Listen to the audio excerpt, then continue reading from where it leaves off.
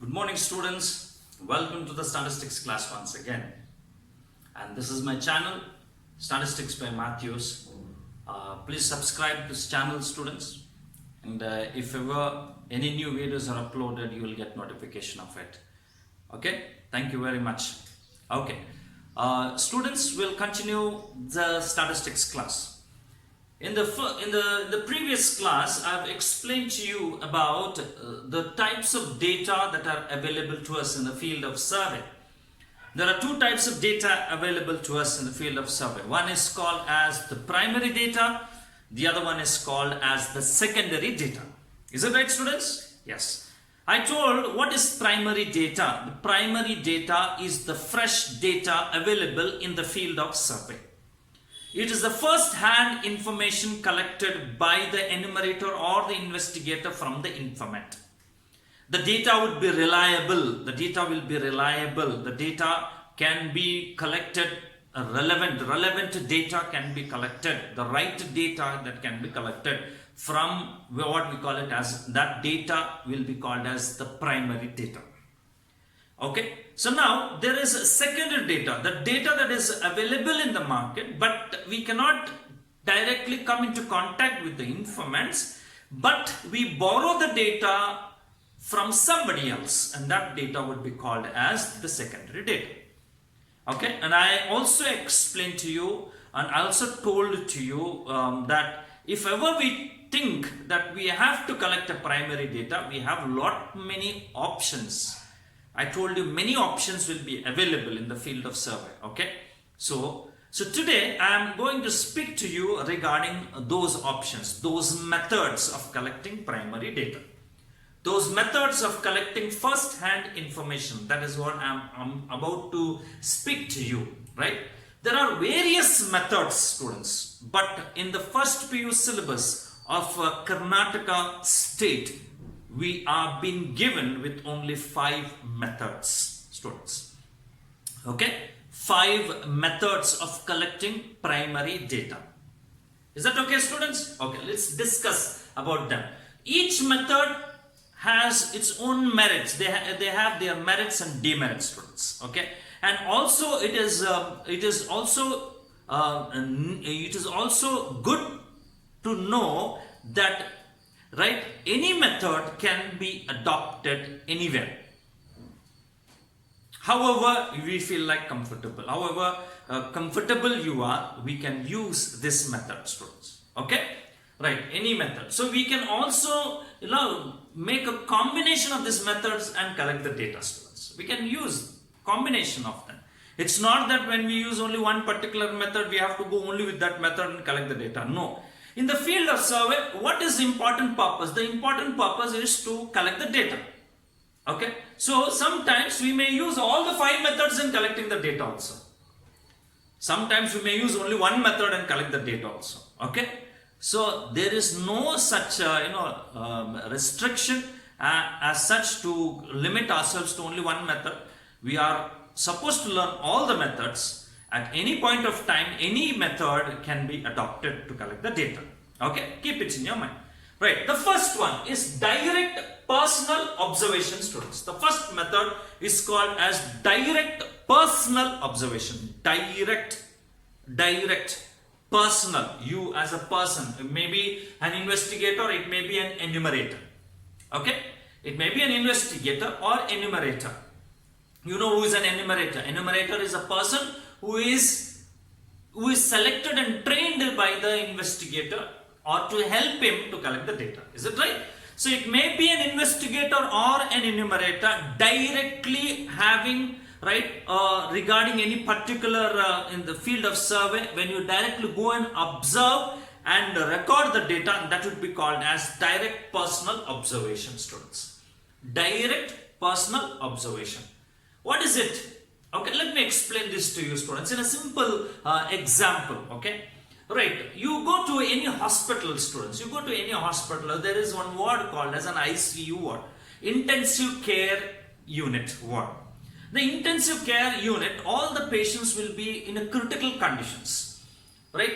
They will be in a critical condition. Sometimes the patient may be in a coma, fine, He may not have that senses. Sometimes the patient will be only just drowsy. He may not be knowing anything. No senses, nothing. He will be in a very critical conditions. But when we see there are so many machines, so many wires will be connected to him, students, and the patient will be just lying down like this. Is it right?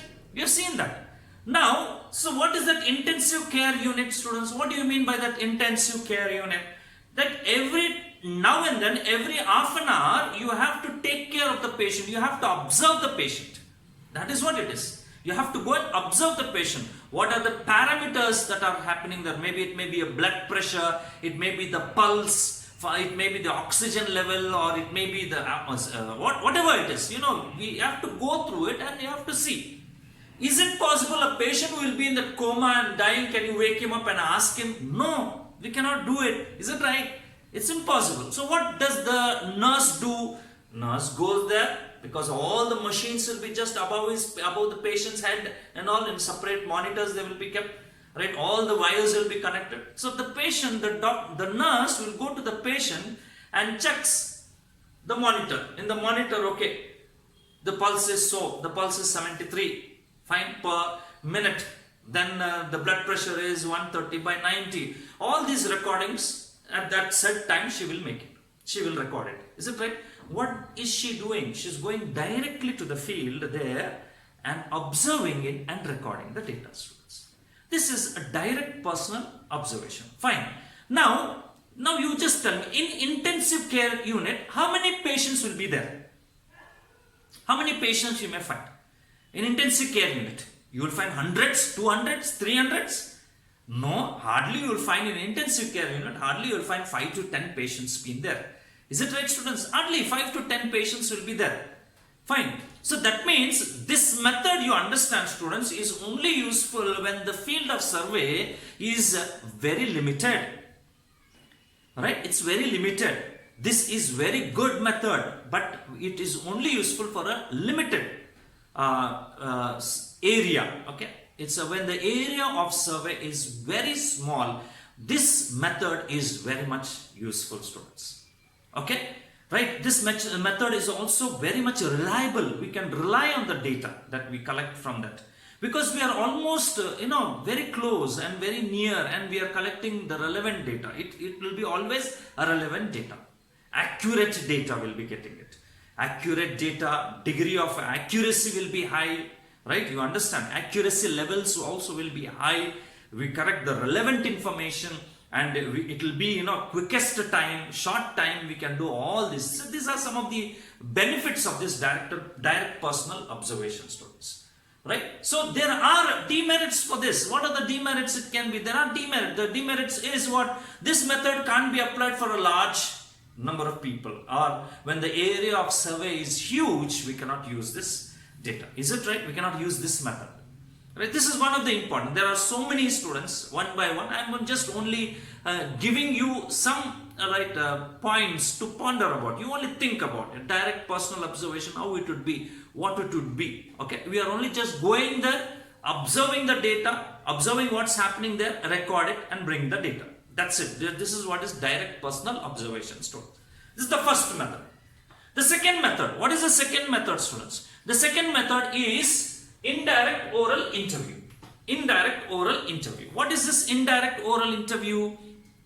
Okay, indirect. Right? Here there are three parties, students. There are three parties. There are three parties in this. Number one is the investigator. Number two is the informant. You understand? And number three is some other third party person. Right? Number one, I can call this to be as an enumerator or an investigator. Number one. Number two is the informant. And number three will be who? A third party. Three parties. Okay. Now, certain times, students, when we start questioning the informant, students, the informant may not be giving us the complete information. He may not be giving us the right and the complete information, students. So when you wanted the information from him, but you are not able to get the complete information, but what we should do? What can we do? Okay? Right?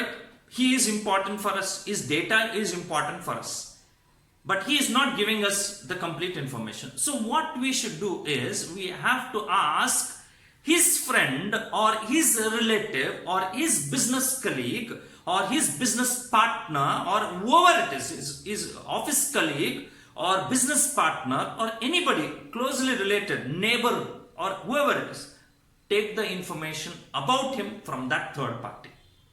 You understand?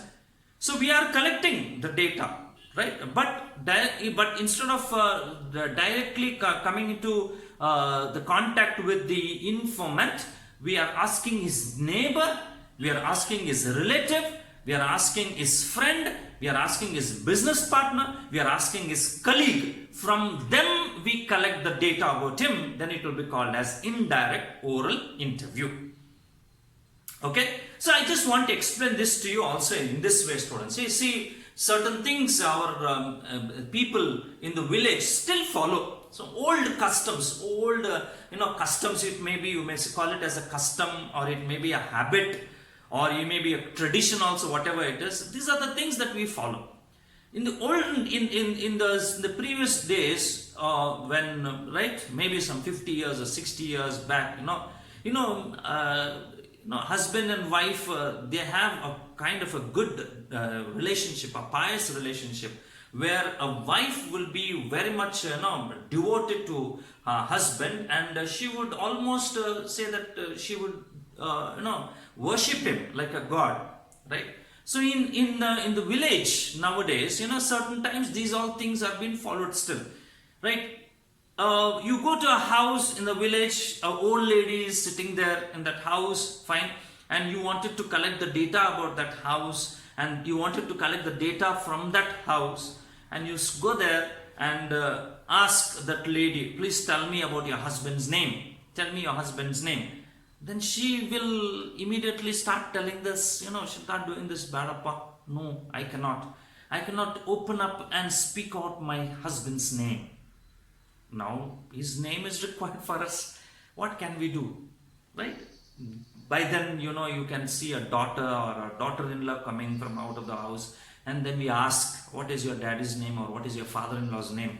So they give it to us. Now what is this now?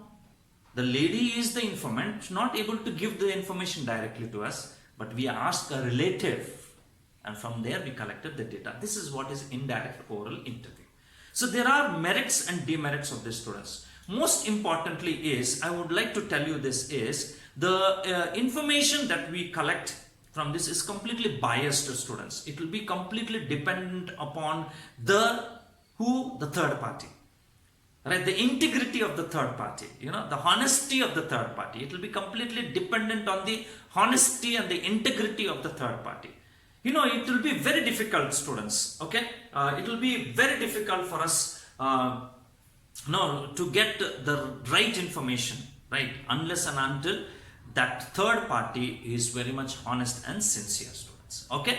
So this is the second method that I have it, students, okay? So I will discuss that the next 3 points in the later class, students, in the next class, okay? So right now I will close this session, okay? Thank you.